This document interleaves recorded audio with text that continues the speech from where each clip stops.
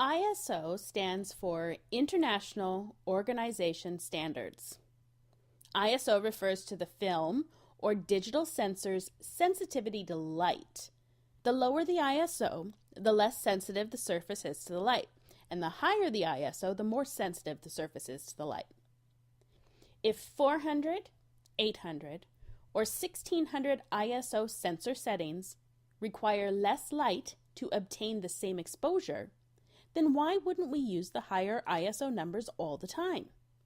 Wouldn't we be able to take pictures in any conditions using a high ISO? The answer lies in the composition of the actual sensor.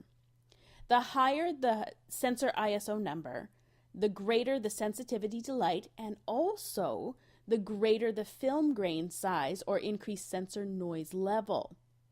What this means to you is that while you have the ability to shoot in lower light, the detail of the subject will unfortunately not be as clear due to either film grain or sensor noise. The smaller ISO number settings are less sensitive to light, and although you will need more light to get the correct exposure, the end result is actually a more detailed image with greater definition and color tonality, and that's due to the smaller film grain size or decreased sensor noise level.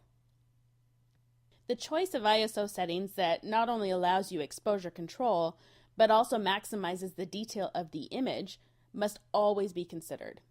ISO 100 is the normal setting of choice.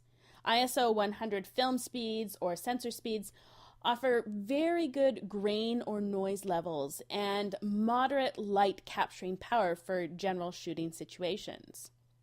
On the screen you'll see the ISO numbers listed, and these are the standard traditional film speeds. Anyone photographing with film can purchase these ISO film speeds. If you're photographing digitally, depending on the camera, you might have access to some of, all of, or more than the ISOs that are listed there. The amount of light striking the film sensor increases either in 2 times the amount or half times the amount, depending on which new ISO you choose. Having a sensor or film ISO of 100 and then deciding to shoot at 200 ISO will tell the camera that it now only needs half the light for the same exposure. Changing from 100 ISO to 400 ISO means that you now need only a quarter of the light to take exactly the same image.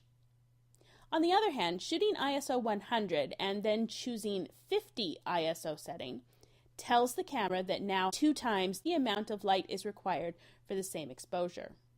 On older traditional film cameras, the ISO setting had to be confirmed and changed if necessary when you were loading a new roll of film. When using an auto-load film SLR, the ISO is set automatically when the film is loaded, as the camera reads the markings on the film canister. However, with digital cameras, those settings are different, and we can actually change them on the fly, depending on when we might need the situation. So for example, I could start off taking a few pictures using ISO 400, and then if I move to a different situation and need to change that either up or down, I can do that as well with just a click of a button.